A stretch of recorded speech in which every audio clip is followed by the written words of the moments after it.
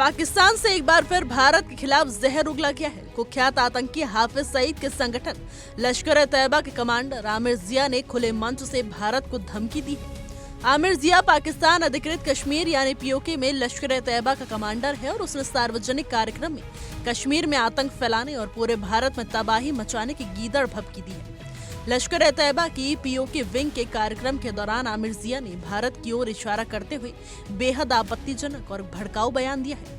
उसने कहा है, गाय की पूजा करने वाला हमारा पड़ोसी आज हमें धमका रहा है और दावा किया है कि भारत पीओके को फतह करने की बातें कर रहा है। इसके साथ ही उसने कहा है कि लश्कर-ए-तैयबा अपनी लड़ाई से पीछे नहीं हटेगा और कश्मीर को आजाद कराकर पूरे भारत में तबाही मचाएगा। आमिर जिया यही नहीं रुका, उसने खुले तौर पर गजवा-ए-हिंद का जिक्र करते हुए कहा कि अब तमाम आतंकी गुटों को भारत के खिलाफ एकजुट होने की जरूरत है। इस बयान से साफ है कि पाकिस्तान की धरती से भारत विरोधी आतंक को न सिर्फ समर्थन मिल रहा है बल्कि उसे खुले मंच से बढ़ावा भी दिया जा रहा है। अपने भाषण के दौरान आमिर जिया ने बांग्लादेश का भी जिक्र किया और दावा किया कि वहां उसकी विचारधारा तेजी से फैल रही है। उसने हाल ही में बांग्लादेश में मारे गए उस्मान हादी का महिमा मंडन किया और कहा कि बांग्लादेश में उन्हें सहयोगियों को रोकने की कोशिश भी कामयाब नहीं होगी।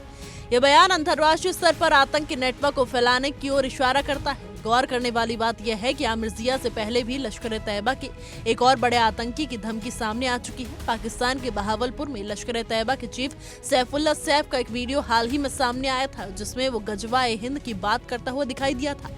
इस वीडियो में सैफुल्लाह ने प्रधानमंत्री नरेंद्र मोदी और भारत के अन्य नेताओं के खिलाफ भी जहरीली बयानबाजी की थी। इन बयानों से साफ है कि पाकिस्तान में बैठे आतंकी सरगना एक बार फिर भारत के खिलाफ माहौल बनाने की कोशिश कर रही है। ये वही आतंकी संगठन है जिनके ठिकानों को भारत ने मई 2025 में ऑपरेशन सिंदूर के तहत नष्ट कर दिया था। इस ऑपरेशन में पाकिस्तान के पंजाब और पीओके में मौजूद जैश-ए-मोहम्मद और लश्कर-ए-तैयबा के कई आतंकी ठिकानों को तबाह कर दिया गया था। हालांकि ऑपरेशन सिंदूर के बाद इन आतंकी संगठनों को बड़ा झटका लगा था, लेकिन अब खुफिया एजेंसियों ने चेतावनी दी है कि लश्कर-ए-तैयबा और जैश-ए-मोहम्मद एक बार फिर सक्रिय हो गए हैं। खुफिया इनपुट के मुताबिक ऑपरेशन सिंदूर के करीब 7 महीने बाद इन दोनों आतंकी संगठनों ने दोबारा अपनी संगठनात्मक और ऑपरेशनल गतिविधियां शुरू कर दी। खुफिया एजेंसियों ने अलर्ट जारी करते हुए बताया है कि दोनों आतंकी गुटों ने फिर से भर्ती प्रक्रिया शुरू कर दी है। इसका मकसद नए आतंकियों को तैयार करना है और भारत के खिलाफ आतंकी गतिविधियों को दोबारा तेज करना है। ये जानकारी भारत की सुरक्षा एजेंसियों के लिए गंभीर चिंता का विषय बनी हुई है।